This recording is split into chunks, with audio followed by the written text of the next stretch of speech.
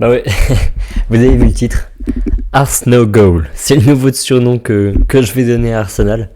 Encore un match sans se prendre de but, encore un match avec un clean sheet. C'est je sais pas le combienième de suite d'affilée. C'est impressionnant, c'est une forteresse. C'est la forteresse rouge de Londres, je sais pas comment vous voulez l'appeler autrement. Ils sont trop forts défensivement. On va se faire un petit bilan de ces derniers matchs là. Là, en novembre, donc ils ont fait 2 matchs. Le week-end dernier contre Burnley 2-0. Aujourd'hui, contre le Slavia Prague 3-0. Donc 0 but. On peut reprendre un petit peu plus tôt, en octobre. Vous avez sûrement vu la stats passer, mais je crois qu'il y a 2 tirs cadrés dans tout le mois, je crois, contre en première ligue. C'est impressionnant. 1 tir cadré ou 2 tirs cadrés seulement contre eux. Sans se prendre de but, du coup, évidemment. Palace, Brighton, ça c'était fin octobre. Et c'est pas fini, évidemment, puisqu'on peut remonter jusqu'à fin septembre pour voir un but. Contre l'Atlético Madrid, ils se prennent pas de but. Contre Fulham, ils se prennent pas de but. Contre West Ham, ils se prennent pas de but. Contre Olympiakos, ils se prennent pas de but. Et contre Newcastle, le 28 septembre, ils se prennent le but. Leur dernier but, il date du 28 septembre. Leur dernier but encaissé, il date du 28 septembre. Non mais c'est quoi cette dinguerie ? On vit dans quel monde là ? Eux, ils jouent en première ligue, ça veut dire qu'ils jouent dans la catégorie des clubs qui sont surpayés, qui ont un salaire de... Les joueurs ont un salaire de malade par rapport aux autres clubs. Les clubs ont énormément d'argent, ils peuvent s'acheter plein de joueurs qui sont très performants en Europe. Et on le voit chaque été avec les transferts qui arrivent. C'est assez impressionnant. Et pourtant, ces malades mentaux, ils arrivent à nous sortir des performances où ils se prennent 0 but. Là, en première ligue, je crois qu'ils ont 3 buts encaissés seulement. En première ligue, c'est une simple tuerie. Voilà, 3 buts. 18 mis, 3 seulement encaissés. Là, on va pas parler de la première ligue. Normalement, c'est la Ligue des Champions qu'on parle. Donc, parlons de la Ligue des Champions. En Ligue des Champions, 0 but encaissé. 0 but encaissé, 4e match, 4e victoire d'affilée. 11 buts mis, 0 encaissé. C'est tout simplement, avec l'Inter, la meilleure défense. Voilà, ils sont clairement sur des bases de équipe qui va tout droit vers le titre. Là, on peut regarder toutes les autres équipes, elles se sont toutes pris des buts. Il n'y a que l'Inter et Arsenal qui se sont fait que des clean sheets, sachant que l'Inter n'a pas encore joué aujourd'hui. Et que Arsenal, c'est leur 4e match, 4e victoire d'affilée, et c'est très fort. C'est très très fort. On voit en plus qu'aujourd'hui, ils n'ont pas mis leur composition d'actuel avec Gyökeres en pointe, avec Martinelli, bah ouais, logique, avec Zubimendi, bah logique, Gyökeres il est blessé, Martinelli s'est pris un carton rouge, il est suspendu, Odegaard il est blessé, le capitaine qui a fait un très bon début de saison avant ses blessures à l'épaule et tout, là il y a eu pas mal de blessures, là c'est au genou, mais au début de saison c'était l'épaule et tout, et pourtant il était pas mal au début de saison. Bon bref, il est blessé. Gabriel Jesus, bon, il est blessé depuis très longtemps. Martinelli est blessé. Kai Havertz, il est blessé depuis très longtemps. Noni Madueke, il commence à être un petit bail depuis septembre, je pense, qu'il est blessé. Mais quand même, ça fait un élément en plus qui est blessé. Gyökeres est blessé. Là, il s'est blessé il n'y a pas longtemps, là, dans cette semaine-là. Ça fait quand même une équipe qui arrive sur le terrain. On a du Nwaneri qui joue quasiment aucun match titulaire, quasiment. En première ligue, ça ne m'étonnerait même pas qu'il soit à 0 match titulaire. On a du Merino en pointe. On retrouve globalement l'équipe de la saison passée, parce que c'était Merino qui est... Pour ceux qui ne connaissent pas Merino, c'est un milieu de terrain. Le gars, il peut jouer milieu de terrain, il peut jouer défensif, milieu de terrain défensif, milieu de terrain récupérateur, milieu de terrain offensif. Il peut jouer sur les côtés, il a déjà joué en défense centrale. Le gars peut clairement dépanner sur une aile. Et de la saison passée, on le retrouve en numéro 9, parce que Kai Havertz blessé, Gabriel Jesus blessé. Le gars peut jouer à tous les postes. Je ne m'étonnerais même pas qu'un jour il joue gardien, Michael Merino. Mais c'est un malade. C'est un malade, gars. Gars, t'es milieu de terrain, pourquoi tu viens de claquer ton doublé en numéro 9 ? Et en plus, c'est pas que ça. Il est bon dans les déviations. Genre, ça, c'est un travail que tu dois faire en tant que numéro 9. Vous savez, les déviations de la tête pour repasser... par exemple, je vous explique une situation qui s'est passée début du match. Tout début du match. Un long ballon qui arrive. Normalement, un rôle du numéro 9, c'est de dévier le ballon pour que ça arrive dans les pieds d'un ailier, par exemple, en contre-attaque ou une action rapide. C'est exactement ce qu'il vient faire.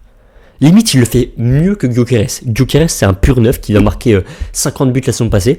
Lui, il est milieu de terrain. C'est un malade mental. Non mais les gars, sérieux, on se rend pas compte du niveau de Merino. Bref, c'est impressionnant, il est même pas titulaire à Arsenal. Est-ce qu'on le considère vraiment à sa juste valeur, le gars? Est-ce qu'on le considère vraiment à sa juste valeur? Il vient de claquer un doublé en Ligue des Champions. Ok, c'est le Slavia Prague, ok, tranquille. Mais les gars... Bon, bref.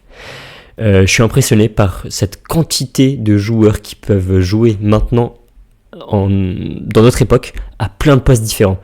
Là, il y a l'exemple parfait avec le PSG là, qu'on va voir dans 5 minutes, là, qui joue dans 5 minutes. Eux, c'est l'exemple parfait. Ils dédoublent tout le monde. Hakimi qui se retrouve en numéro 9 ou en numéro 10 ou ailier, on le retrouve tout le temps à ce poste-là. Et en même temps, il est latéral droit. Bah, Merino, il peut jouer à tous les postes. Un jour, on va le voir comme Giroud, en gardien de but, à repousser des ballons. Si vous vous rappelez l'image de Giroud, là, où il fait 10 minutes dans les cages de l'AC Milan, fin de saison, il y a 2-3 ans. Ouais, j'ai hâte de voir ça. Merino, il aura joué tous les postes possibles. En tout cas, voilà, c'est un grand fou. Et en plus de ça, donc comme je disais, 0 but encaissé, grâce à une défense très très solide, y a rien à dire. Et c'est là même défensivement, c'est des malades. Gabriel Saliba, mais qu'est-ce que c'est solide. Mais Gabriel, il est fort défensivement et offensivement. Le gars, c'est lui qui vient t'apporter le premier but. C'est lui qui vient faire la déviation de la tête sur corner pour la main de Provode.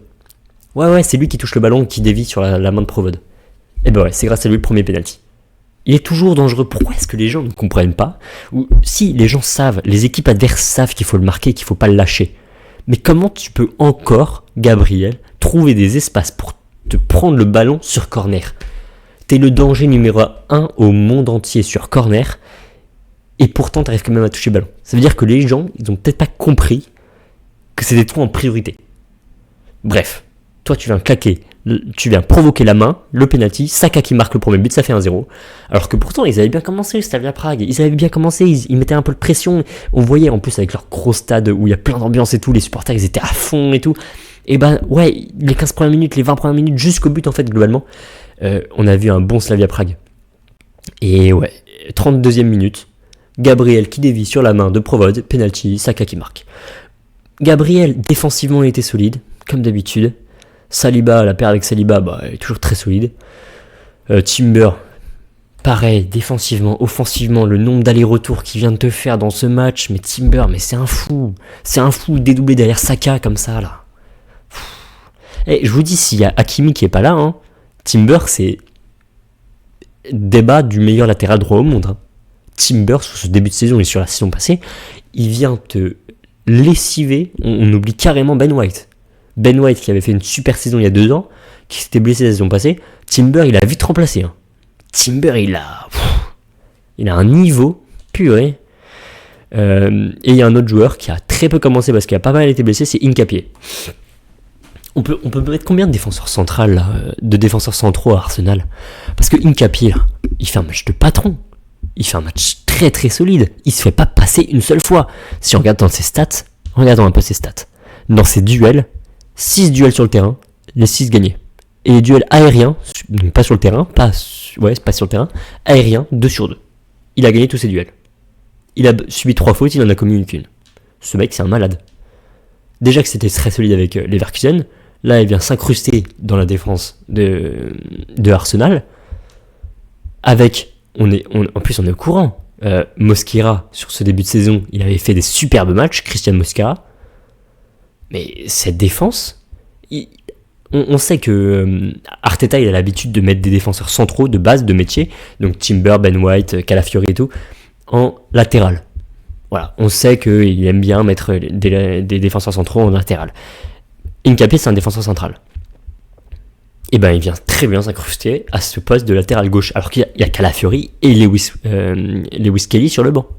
Les deux qui sont habituellement côté gauche sont sur le banc. Et c'est Hincapié qui vient remplacer et dépanner sur ce côté. Ouais, ils sont impressionnants.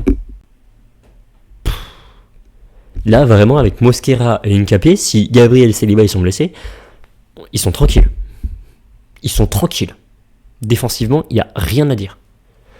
Bon, voilà, encore un très bon match de cette équipe d'Arsenal. Rice qui fait son match tranquillement, avec sa petite passe décisive. C'est cool parce que Rice, il devait pas prendre de carton jaune. il a pas pris trop de risques offensivement. Défensivement, il était très solide. Rien à dire. Il vient mettre sa passe D, il vient d'être décisif, c'est nickel. Pour ce qui est Trossard, c'est très bien. Très bon match de Trossard, il vient provoquer. Pareil pour Saka de l'autre côté. Saka, il était très bon aujourd'hui. C'est cool qu'il marque son but. Parce que Saka, c'est un mec qui manque d'un côté décisif. Il manque dans Saka le côté décisif, marquer des buts ou passe D, mais voilà, il faut qu'il marque plus souvent. C'est cool qu'il marque. Moins bien que ce soit sur penalty, ça enlève un peu la grandeur du but, surtout que c'est pas lui qui l'a provoqué. Mais c'est cool.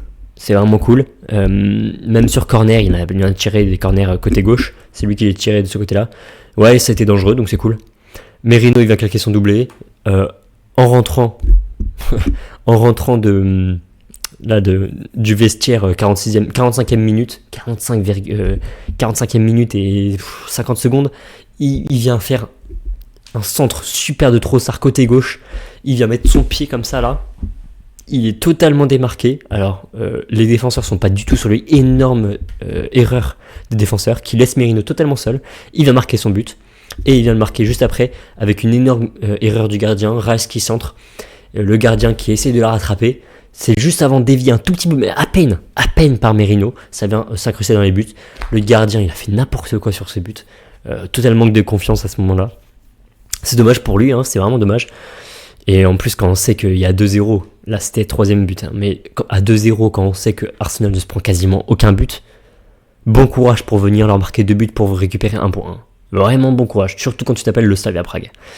Bon, voilà. Arsenal l'emporte, ils sont actuellement premiers.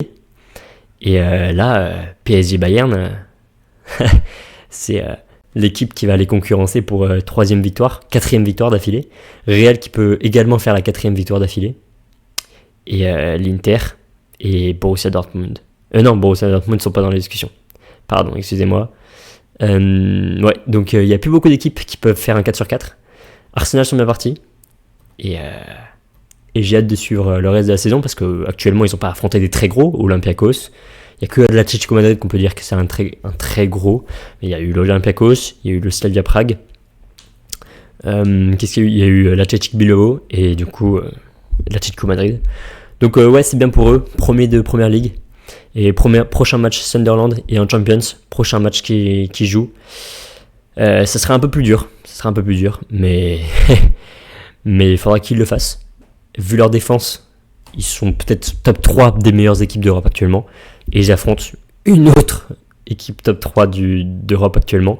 Le Bayern, ce sera un petit peu plus dur. On va voir ce que ça donne aujourd'hui le Bayern qui affronte le PSG. Là tout de suite, là ça a commencé. Donc on va le mater ce match, on va le débriefer aussi. N'hésite pas à liker, à t'abonner vraiment, ça fait vraiment très plaisir. On se dit à très vite parce que là on va regarder l'autre match. Ciao.